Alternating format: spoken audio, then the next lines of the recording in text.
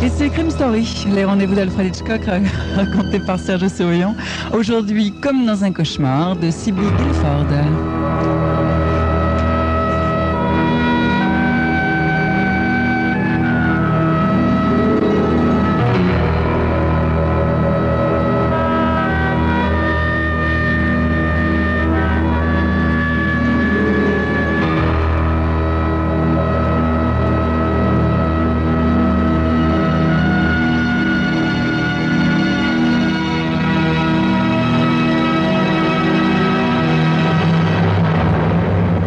O'Byrne reprit lentement conscience. Il était assis dans un fauteuil. Et devant lui, sur le tapis, gisait le corps d'un homme avec du sang sur le devant de sa chemise et sur le crâne. Plein de sang. De toute évidence, l'homme était mort. La femme se trouvait à l'autre bout de la pièce, contre le mur, et les considérait avec horreur, lui et le cadavre. Comment s'appelait-elle donc? Il se creusait la tête pour retrouver son nom, mais l'effort cérébral lui fut pénible, et tout recommença à tourner. Le beau visage de la femme recula, devint indistinct, se rapprocha, puis s'estompa de nouveau. Comment diable s'appelait-elle? Je m'appelle Cora Mance, dit la blonde perchée sur le tabouret du bar. Cora, c'est un joli nom. Dites-moi, ça vous dirait de boire quelque chose avec moi? C'est gentil, monsieur, mais je suis déjà servi ailleurs. J'ai l'impression que vous avez bu plus qu'assez. Il contempla longuement son visage. Elle lui plaisait.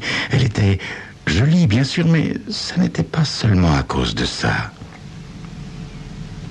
Qu'est-ce que vous faites donc ici, Cora?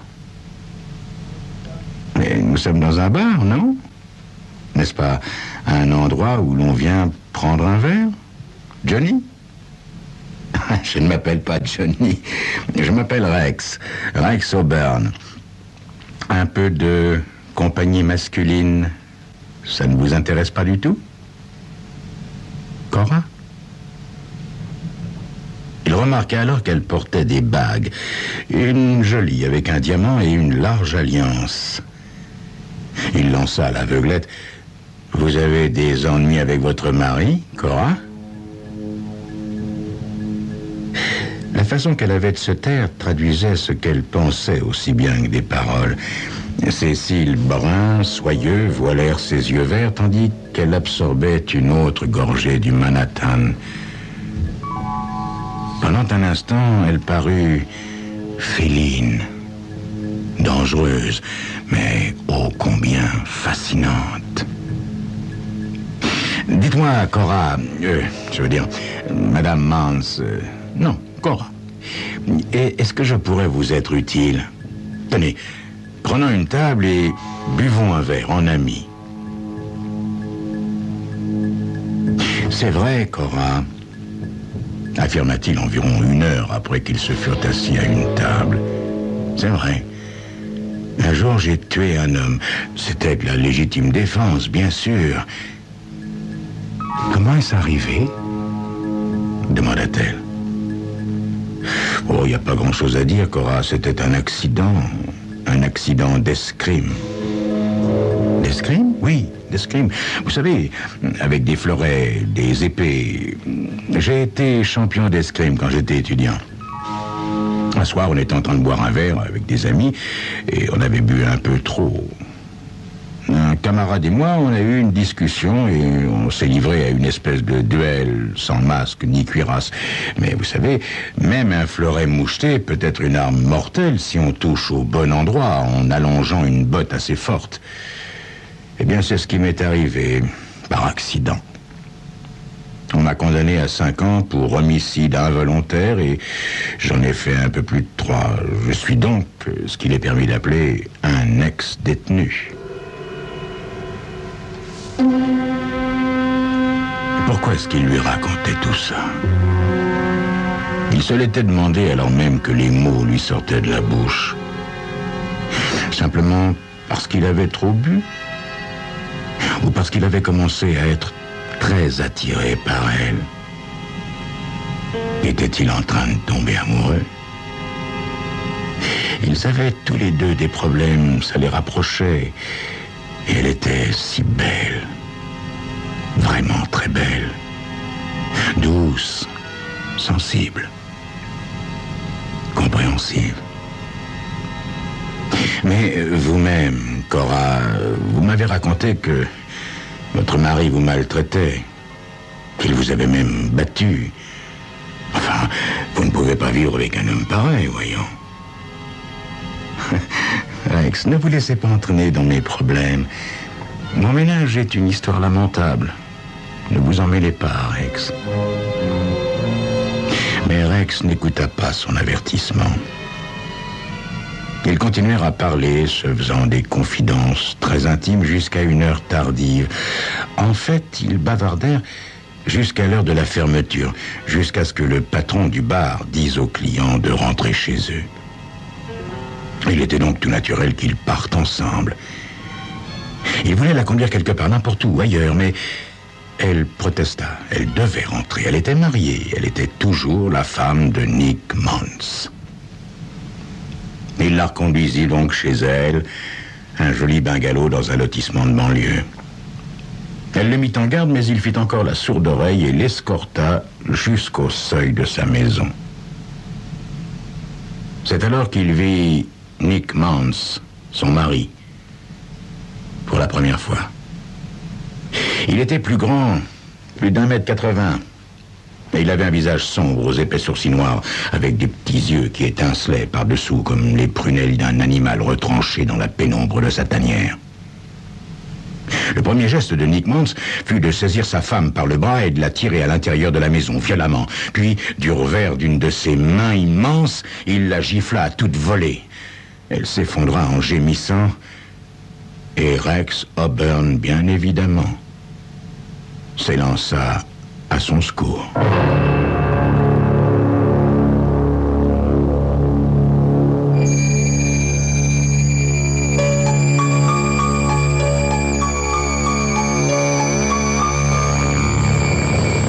Rex Auburn parviendra-t-il à défendre Cora et surtout à échapper au coup du terrible Nick Mons? C'est ce que vous saurez dans quelques instants.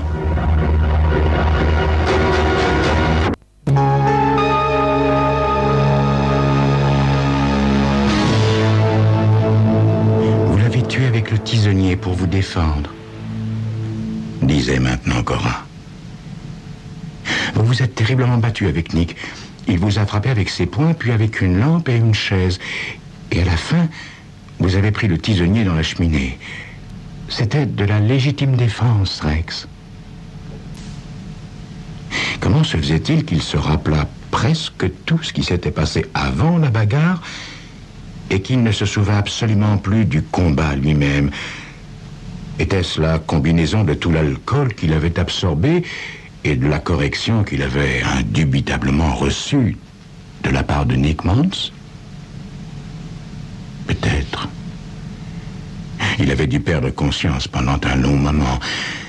Il était resté évanoui avec Nick Mons mort, par terre, et Cora contre le mur, terrifiée et en larmes. Il faut que j'appelle la police, Rex. Non. Mais, Rex, nous serons forcés de prévenir la police. Nick est mort. Mais pourquoi se dépêcher d'appeler la police, Cora? Nous y serons obligés tôt ou tard, Rex. Plus nous attendrons, plus nous serons suspects. Mais quelques minutes de plus n'y changeront rien, Cora. Et j'aurai l'air suspect de toute façon. J'ai déjà un casier judiciaire, ne l'oubliez pas. J'ai fait de la prison. Et c'était pour avoir tué un homme. Cora, avant que nous appelions la police, je veux savoir exactement ce qui s'est passé. Comme je vous l'ai dit, je ne me rappelle absolument pas m'être battu. J'aimerais connaître les détails. Rex, vous croyez que je mens? Cette possibilité ne lui était pas venue à l'esprit, mais elle se présentait maintenant. Au commencement de la soirée, il s'était imaginé qu'il était amoureux d'elle. Maintenant, il accueillait avec plaisir l'idée qu'elle pouvait mentir, qu'elle pouvait le trahir, et par conséquent, qu'il n'était pas responsable de ce cadavre gisant sur le plancher. Racontez-moi ce qui s'est passé, Cora. Eh bien, d'abord, Nick m'a frappé. Alors, vous lui avez tapé dessus le premier. Ensuite, il n'a plus pensé à moi et c'est devenu une affaire entre vous et lui. Ça n'était pas très égal parce que Nick était plus fort que vous. Il vous a jeté à terre et c'est à ce moment qu'il vous a assailli avec la lampe et la chaise. Il vous aurait tué s'il était parvenu à vous toucher. Mais vous l'avez évité chaque fois, je crois. Vous avez commencé à chercher quelque chose pour vous défendre et vous avez trouvé le tisonnier. Bien. Et qu'est-ce que j'ai fait avec le tisonnier, Cora? Elle porta une main à son front comme si elle tâchait de se remémorer la scène. Ou bien essayait-elle d'inventer quelque chose? Il me semble qu'au début, tout au moins, vous vous êtes contenté de vous défendre. Vous aviez l'air d'essayer d'empêcher Nick de s'approcher assez pour vous frapper, parce que vous saviez qu'il était tellement plus fort que vous et qu'il était capable de vous tuer rien qu'avec ses poings. Puis vous lui avez tapé sur la tête à plusieurs reprises. Non, je n'ai pas pu faire ça, Cora. Il s'agenouilla devant le tisonnier et contempla l'objet tout sanglant à sa pointe. Non, je n'ai pas pu faire ça. Alors elle vint vers lui, s'agenouilla et posa une main apaisante sur son épaule qui tremblait. Pourquoi vous tourmentez-vous, Rex? C'était de la légitime défense, et je suis votre témoin. Je témoignerai pour vous, Rex. Vous l'avez fait pour moi. Vous vous êtes battu avec Nick pour me protéger. Vous n'étiez pas parti avec l'intention de le tuer. Mais une fois la bataille entamée, Nick était comme un taureau furieux. Vous avez dû lutter pour vous défendre. Non, je n'ai pas touché à ce tisonnier, Cora. Vos empreintes sont dessus, Rex. Elles doivent y être. Alors je les ôterai. Il se pencha, souleva le tisonnier par la poignée, le tint en l'air un bref instant. Puis, il le lâcha avec brusquerie et se releva vivement. C'est ce que vous vouliez que je fasse, hein, Cora? Vous vouliez que je le ramasse pour que mes empreintes soient dessus. Elles n'y étaient pas avant, mais maintenant elles y sont.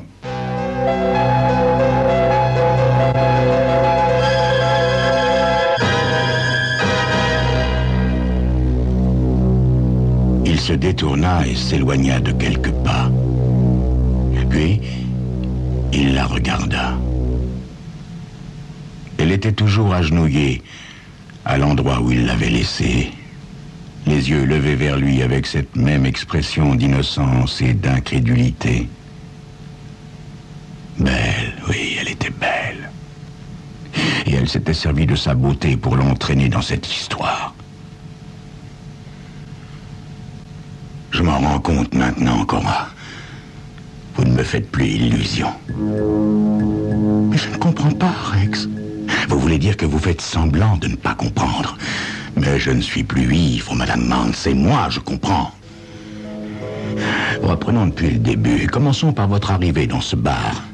Ce n'est pas moi que vous cherchiez, puisque vous ne me connaissiez pas. Vous cherchiez simplement un homme, n'importe lequel. Voilà pourquoi votre mari vous bat. Moi, vous m'avez trouvé par hasard. Mais je vous ai intéressé pour de bon quand je vous ai raconté que j'avais fait de la prison parce que j'avais tué un homme. Vous vous êtes dit que je pourrais faire la même chose pour vous, hein? Vous débarrasser de votre mari. Vous prétendiez que vous ne vouliez pas m'impliquer dans vos ennuis domestiques, mais en même temps, vous me regardiez d'un air langoureux en jouant les femmes battues sans défense. Vous vous êtes débrouillé pour que l'idée de vous raccompagner semble venir de moi, mais vous vous étiez bien arrangé pour ça, oui. Je vous en prie, Rex, ne dites pas ça, je vous en prie, ce n'est pas vrai. Vous saviez que votre mari serait là, et vous saviez qu'il se montrerait violent. Mais vous espériez quelque chose de plus, quelque chose qui vous donnerait votre chance. Eh bien, c'est arrivé. Notre brute de mari était si fort et si mauvais que j'étais vaincu d'avance. Il m'a complètement assommé. Voilà pourquoi je ne me rappelle plus rien de la bagarre. Parce que je n'étais pas là. J'étais KO, étalé dans ce fauteuil où je me suis réveillé. J'ai été inconscient tout le temps. Je ne suis pas coupable, Madame Mance. C'est vous qui l'avez tué. Je ne sais pas comment vous avez fait. J'avais perdu connaissance. Mais vous vous êtes probablement glissé derrière lui avec le tisonnier et vous l'avez frappé à la tempe pendant qu'il s'acharnait sur moi. Avec un lourd tisonnier comme celui-là, vous n'aviez aucun mal à le tuer. Mais je ne l'ai pas tué, Rex. Ah, vous le niez, bien sûr, mais tout se tient, Cora. Tout s'enchaîne à la perfection. Vous m'avez attiré ici. Vous saviez que votre mari avait des chances de m'assommer, si bien que je ne me souviendrai de rien et que cela vous permettrait de le tuer sans que je vous voie le faire. Puis, vous vous êtes arrangé pour que je touche au tisonnier, après avoir essuyé vos empreintes, naturellement. Et maintenant, vous avez tellement envie d'appeler la police. Vous êtes tellement pressé de la voir arriver, parce que vous savez qu'elle découvrira que j'ai déjà tué un homme. Et je n'aurai pas la moindre chance de m'en tirer, pas la moindre. Vous avez tué mon mari, Rex. C'était de la légitime défense. Je dirai aux policiers comment ça s'est passé. Ouais, entendu. Peut-être ne tenez-vous pas à m'expédier en prison, mais mon casier judiciaire s'en chargera. Oh, la situation est simple. Une femme ramasse un type dans un bar, l'amène chez elle et, à eux deux, ils assassinent le mari. Et bien sûr, la femme soutient le petit ami et jure que c'était de la légitime défense. Mais est-ce que le jury la croira? Hein? Qui court le risque? C'est moi et pas vous. Vous ne risquez rien. C'est moi qui trinque. Et je n'aime pas du tout cet arrangement, Cora. Pas du tout. D'autant plus qu'il ne s'agissait pas de légitime défense. C'était un meurtre. Un meurtre commis de sang-froid, prémédité, et commis par vous. Non. Non, Cora, je ne vous laisserai pas appeler la police. Non. Je ne dirai rien si vous me le demandez, Rex. Rien. Elle avait de nouveau levé la tête vers lui, et ses yeux verts étaient merveilleusement clairs et francs. Mais il n'y croyait pas, bien sûr. Je vous ai entraîné dans toute cette histoire, Rex. Alors je vous dois quelque chose. Je ne donnerai pas votre nom à la police. Je vous le jure. Expliquez-moi ce que vous voulez que je dise et je le dirai. Vous mentirez pour moi, Cora? Oui. Je mentirai pour vous, Rex. Comment est-ce que je peux en être sûr, Cora? Il faut me faire confiance, Rex. Confiance? À une meurtrière? Il s'agenouilla près d'elle et sortit un mouchoir de sa poche. Puis, il ramassa le tisonnier sanglant. Dites-moi, Cora, vous ne verrez pas d'inconvénient à ce que j'efface mes empreintes sur l'arme du crime? Si vous y tenez, Rex? Oui. Oui, Cora, j'y tiens. Il brandit le tisonnier. Son geste fut rapide, précis, et prit Cora complètement par surprise. La lourde tige de métal retomba lourdement sur sa tête blonde. Un seul coup suffit. Avec un petit gémissement qui s'étrangla vite, elle s'écroula de côté. Elle tomba presque sur le cadavre de son mari et se figea dans une immobilité aussi totale. Rex contempla son œuvre avec satisfaction. Il le lui avait dit que, par prudence, mieux valait supprimer toute trace de son passage. Il avait donc dû supprimer l'unique témoin du drame. Il avait résolu de ne pas quitter la ville, parce que la fuite en soi risquait de paraître suspecte. Il était donc resté chez lui et lisait les journaux. Il les lut tous. Double assassinat. Voilà comment les journaux désignaient la chose. Mais la police n'avait apparemment aucun indice sur l'identité du meurtrier. Et jusqu'à présent, aucun témoin n'était venu dire qu'il avait aperçu la jolie femme blonde dans un bar avec un inconnu. C'est une édition du Matin, 2 jours plus tard, qui donna un choc à Rex O'Byrne. Après examen complet des 2 corps, disait l'article, les médecins légistes ont établi comment avait été perpétré le double meurtre. Madame Mans est morte d'un seul coup du tisonnier qui lui a fracassé le crâne. Si Monsieur Mans a été lui aussi frappé plusieurs fois à la tête, la cause de sa mort est une blessure à la poitrine. L'arme du crime est également le tisonnier, dont la pointe émoussée a été utilisée pour poignarder la victime. Les médecins supposent que l'assassin s'est servi du tisonnier à la manière d'une épée. Rex O'Byrne, ex-champion d'escrime, relut ce paragraphe à plusieurs reprises. Mais il eut beau le lire et le relire,